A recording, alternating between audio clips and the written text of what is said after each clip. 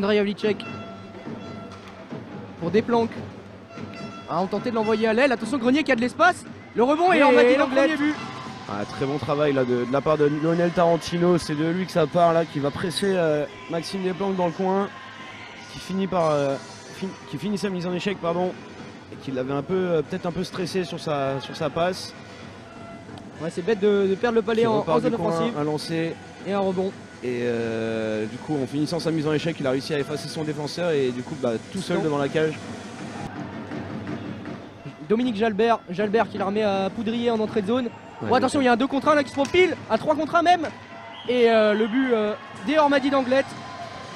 Alors que Thomas Sadowski là semblait être sur ce palais, mais le palais qui va glisser premier poteau dans la cage. Ouais, ça passe juste sous son bras, hein. Un beau travail de Jalbert qui rentre en zone, qui laisse le palais à Poudrier et qui continue sa route, mais qui se fait un peu oublier du coup par Morillon.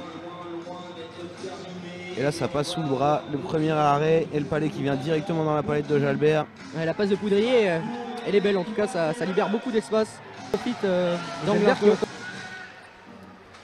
Et c'est les Basques là qui creusent l'écart avec un 2-0.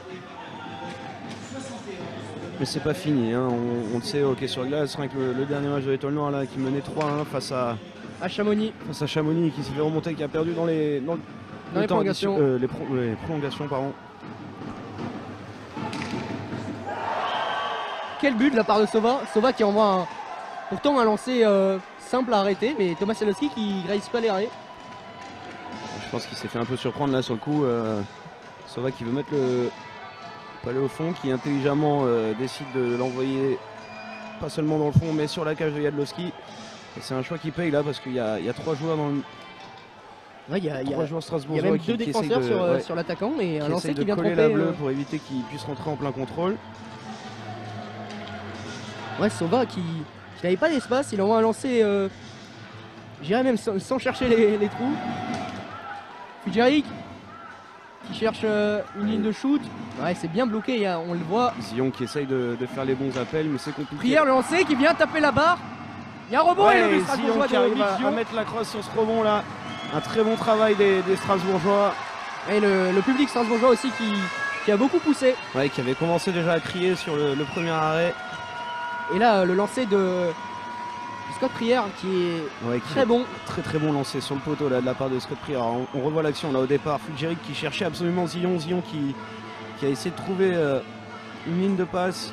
Fudjeric qui va taper sur le poteau, il me semble. Il y a un premier rebond pris par Denom. Et ouais, Zillon qui de le score sur cette supériorité numérique. Avec le public strasbourgeois qui pousse. Revenir à un but d'écart, se laisser les 8 dernières minutes pour pas prendre de risques. Le shoot, quel lancer de Havlicek. Ça c'est un lancer en tout cas, on peut le dire. On en parle souvent de ce joueur là qui a surtout en supériorité numérique qui se démarque. Là c'était un très gros lancer de Havlicek. Il sort des passes et des shoots de l'espace. Et là on l'a vu encore ce soir là, il a tout le temps. Il avance. Il a le temps d'ajuster. Il a le temps d'ajuster. Et le il gardien envoie un pétard là. Qui s'est pas mis à l'égard. Il va l'envoyer au fond. Chabert. C'est très mal joué de la part de Chabert. Chabert qui. Ça va être envoyé sur l'arbitre. Le palais qui va peut-être pas sortir de la zone si. Et envoyé dans la cage de Strasbourg. L'équipe d'Anglet qui va s'imposer. Et c'est le capitaine là, De Kock qui va réussir à trouver la cage strasbourgeoise. C'était un peu stoppé par l'arbitre cette action. Le palais qui est stoppé par l'arbitre, récupéré par l'équipe d'Anglet et envoyé directement au fond. On va voir cette action, mais c'est très chanceux de la part du joueur d'Anglet qui aura un palais anodin et ça va rentrer directement dans la cage.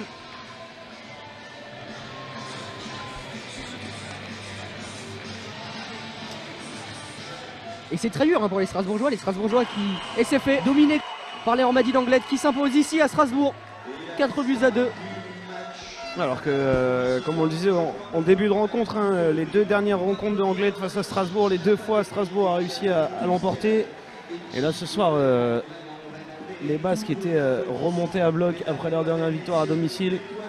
Même malgré le long déplacement, comme tu viens de le dire, ils ont montré un visage très agressif, très déterminé à rentrer encore avec les points. Et ils ont donné une très belle prestation ici sur la glace de l'Iceberg. Même si Strasbourg a montré un beau visage, pas tout le... Ils ont eu un moment notamment au début de troisième période, un petit passage À vide, je dirais. un peu compliqué, où ça a été un peu plus brouillon, un peu plus hockey, comme on disait, un peu hockey brouillon. Et puis derrière, ils ont créé de belles choses, mais ouais, ils n'ont pas réussi à transformer toutes les occasions qu'ils ont eues, même s'ils ont marqué 2 fois sur des supériorités numériques, hein. Ils ont eu énormément de temps en powerplay, notamment un bon 53 au début.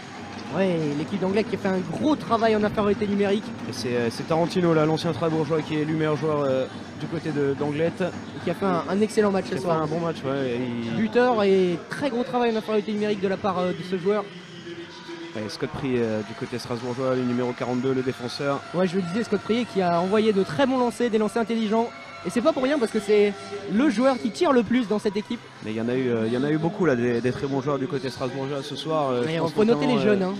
Faut noter les jeunes, et puis comme dit Maxime Desplanques, qui n'a pas toujours le temps de jeu qu'il voudrait, mais qui ce soir a montré un visage vraiment impressionnant. Aurélien Chaussery-Lapré qui fait un très bon match.